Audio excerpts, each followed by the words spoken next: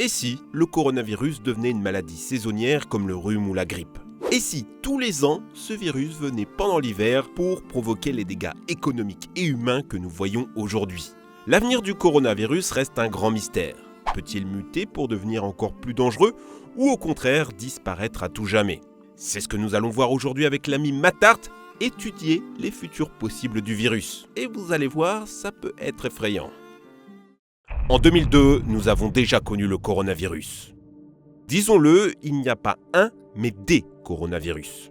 C'est pas la première fois qu'il y a des infections avec ce virus, ça commence dès les années 60. Mais le début d'une épidémie, c'est en novembre 2002 avec le SARS-CoV. C'était pareil qu'aujourd'hui, même folie médiatique, sauf qu'elle a pu être stoppée par des mesures d'isolement et de quarantaine.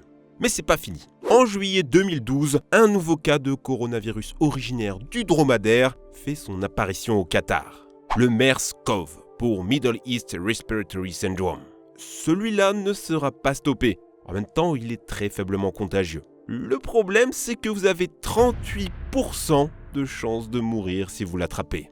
Comme on l'a vu, ce n'est pas notre première rencontre avec le coronavirus. Et dans mes recherches, ce qui m'a effaré, c'est qu'il n'existe aucun traitement contre le SARS ou le MERS. La seule chose qu'on peut réussir à faire, c'est traiter les symptômes. Sur le virus de 2020, même si le nom change, c'est 80% le même virus que le SARS-CoV de 2002. C'est pour ça qu'on appelle le nouveau virus le SARS-CoV-2. Mais là vous me dites, pourquoi on parle de Covid-19 ? Eh bien le Covid-19 c'est la maladie, à ne pas confondre avec le virus qui est le SARS-CoV-2, comme le VIH et le virus qui provoque la maladie, le sida. On trouve ce coronavirus un peu partout. Dans les chauves-souris, avec la fameuse soupe, mais aussi, et c'est la piste privilégiée aujourd'hui, celle du pangolin. Car oui, le coronavirus est partout dans la nature. Et à l'avenir, si nous continuons à être en contact avec les animaux sauvages, ce genre de cas se reproduira. Le coronavirus est-il en train de muter pour devenir plus dangereux? Mutation, c'est un mot qui fait peur. On imagine tout de suite Resident Evil et ces monstres qui partent dans tous les sens. Lorsqu'un virus se réplique dans le corps, des fois, il y a des erreurs. Et ces erreurs sont une chance pour le virus, parce qu'elles peuvent l'aider à être plus résistant, à devenir plus violent, à mieux survivre. Ces mutations sont extrêmement rares. Si tu prends une personne, les chances de voir émerger une mutation dangereuse est proche de zéro. Mais maintenant, si tu prends des centaines de milliers de personnes, avec des millions de virus en eux, là, ça commence à devenir chaud. Et les mutations ont commencé. Au Brésil, on a observé des virus avec des génomes très différents des échantillons chinois. La souche S, plus ancienne, générée à Wuhan, en Chine, et la souche L, plus agressive, qui est une mutation de la première. Une lutte darwinienne pour la survie qui a créé ce monstre. 70% des infections sont aujourd'hui de cette souche. Les mutations, ça veut aussi dire des vaccins plus difficiles à créer. Si le virus s'installe sur le long terme, ça sera comme la grippe. Tous les ans, il faudra se faire vacciner contre la souche en cours.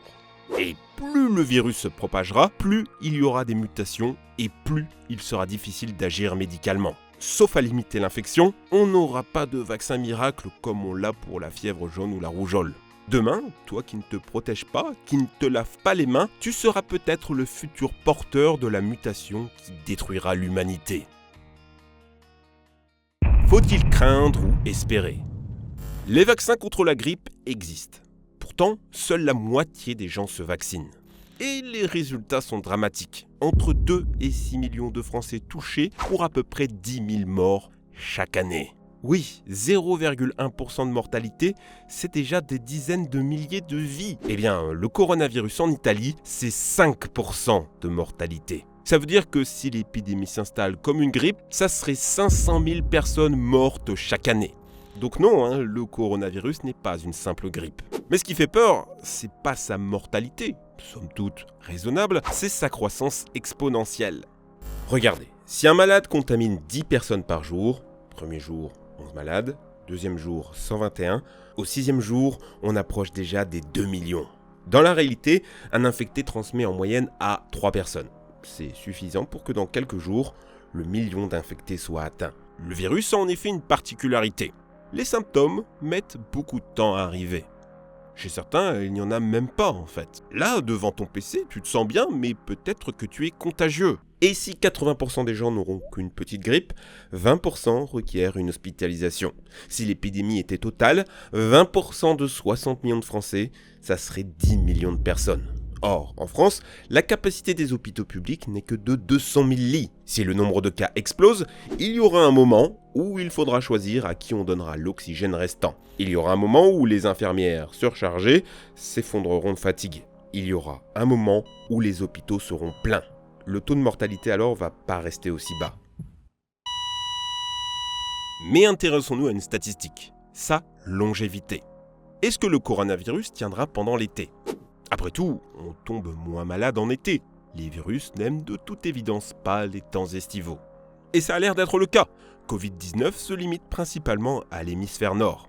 Le virus se propage moins sur un axe nord-sud que sur un axe est-ouest. Parce qu'en ce moment, c'est l'été dans l'hémisphère sud. Et même s'il y a des cas, ils ne connaissent pas la même propagation. Mais ne soufflez pas trop vite. Si l'été arrive chez nous, dans l'autre hémisphère, ça sera l'hiver. Et le virus ne va pas gêner pour continuer son travail. Ça pourrait finir en effet boomerang. Du sud vers le nord, tous les 6 mois, le virus reviendrait. Heureusement, la recherche s'active. Le virus SARS-CoV-2 fait actuellement l'objet d'une recherche intense et acharnée. La France en ligne de front avec son célèbre Institut Pasteur, mais il y en a d'autres, et partout dans le monde, on s'active. Il suffit de se rendre sur le site PubMed pour se rendre compte de l'effervescence de la recherche autour du coronavirus. Des dizaines d'essais cliniques sont en cours, par exemple avec des molécules antivirales, mais aussi avec des patients précédemment infectés ou même des cobayes volontaires. Tout se passera bien. Oui, tout se passera bien si on est sérieux.